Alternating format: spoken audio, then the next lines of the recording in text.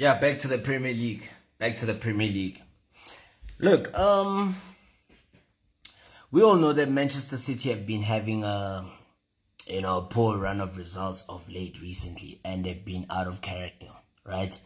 So, but let's just talk about off the pitch, what has been happening off the pitch with regards to the January transfer window.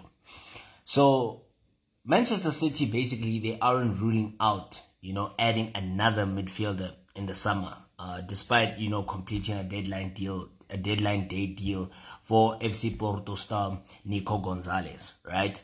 And Pep Guardiola's side actually spent like 50 million pounds to actually sign Gonzalez from Porto in a deadline deal after considering a move for the talented 23-year-old for a long period of time. You know what I'm saying? And another thing is that the interest that Manchester City showed in Gonzalez, right, dates back to when he was still a youth player with Barcelona, because he's been, with that even being said, the fact that he was a youth player at Barcelona, already that should tell you in your mind that he's a perfect fit for Guardiola's system, okay? And he's a progressive player. He's intelligent off the ball and he can play in multiple systems. Perhaps his biggest asset is that he can actually drop into other positions as a cover and is very neutral he's actually natural at realizing when other players are out of position. I think that's also one of his greatest traits, Nico Gonzalez, because I did see that on display while watching some of Porto's Europa League matches. And I also saw last season when Porto actually played against Arsenal in the round of 16 of the Champions League last season when they played home and away. He was actually one of the standout players for FC Porto in that particular game, despite the fact that my focus was actually on the striker from Brazil. His name, I keep forgetting his name, but I will remember his name as as this video actually progresses. So yeah, his biggest asset is that, right? And, if you're Pep Guardiola perhaps maybe feels that, Gonzalez is immediately ready for the Premier League. And there is this strong feeling behind the scenes at the Etihad that he will have a big impact this season. Especially with Rodri still recovering from an ACL injury. And Man City were also working on a deal for Gonzalez earlier in the January window, deciding to actually prioritize moves for Umar Mamouche and 3 other young centre-backs in Adibuka Kusanov, right, and Vitor Reis, okay? But the Premier League champions finished the window with a move for Gonzalez, okay?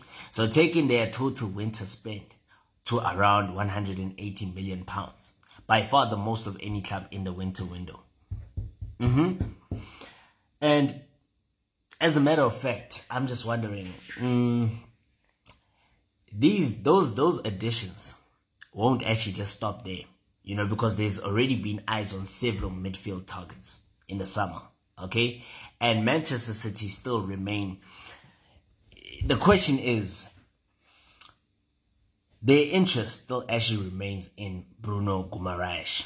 Yeah, I think they still remaining, the interest is still there. There is a strong interest from the citizens on the Brazilian midfielder, Bruno Guimaraes, because Man City will actually need to consider the futures of several of their midfielders ahead of the summer. KDB, Kevin De Bruyne, set out to be out of contract. Mateo Kovacic turns 31 in May, and Rodri, while integral, he cannot be. You can't rush him after he's just going to be recovering from an ACL injury, because Rodri has been left out of the UCL squad for the second half of the season. So he could see minutes before the season ends, even though there's no exact return date for the Spanish midfielder, the Ballon d'Or winner. So the Newcastle midfielder, Bruno Guimaraes, he is still on Manchester City's shortlist. But luring him away from St. James's Park will actually be difficult, because he is the most prized asset for Newcastle United, because Newcastle are keen on keeping their biggest stars in the summer, Guimaraes being one of them, Anthony Gordon being one of them, Alexander Isak being one of them. So if they lose any, it's likely to only be one, right? And the Guimaraes situation will actually be clear in the summer, as it will actually be intertwined with Gordon and Isak's future. And also, whether they qualify for the Champions League or whatever their financial position is, I'm sure Newcastle United would want to keep Bruno Guimaraes. Remember. And again, as a matter of fact, Newcastle did also loan out Lloyd Kelly to Juventus, which actually includes a 20 million euro obligation to buy. After signing him as a free agent, right, while Miguel Almiron was actually sold to Atlanta United for over 8 million pounds.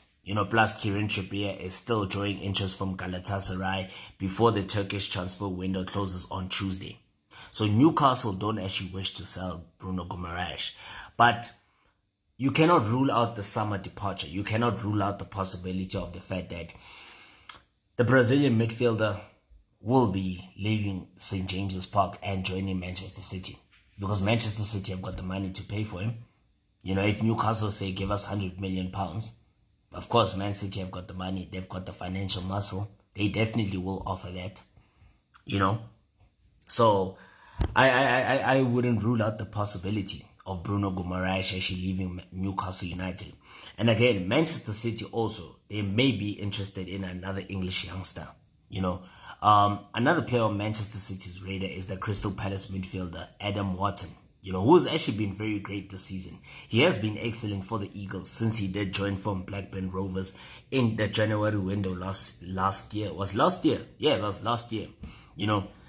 He's been very integral for the Eagles, right? And he's only 20 years of age. So he did even earn his first England call-up in June last year and was included in the squad for the European Championships, although he didn't make an appearance in the tournament, okay? So Wharton, he did miss a huge chunk of the season due to a groin injury, but he returned in Palace's 2-0 victory over Manchester United. And he was very integral in that Crystal Palace midfield when they secured that 2-0 victory at Old Trafford last weekend.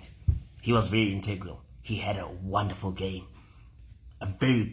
He had a wonderful game. He was just there. Forward passes, linking the defense with the attack. Man, he's got a bright future ahead of him, right? And remember, Crystal Palace, they value Wharton at about it might sound ridiculous, but they value him at 100 million euros, for them to actually engage. So they are basically in a strong negotiating position, to actually extend his contract until 2029.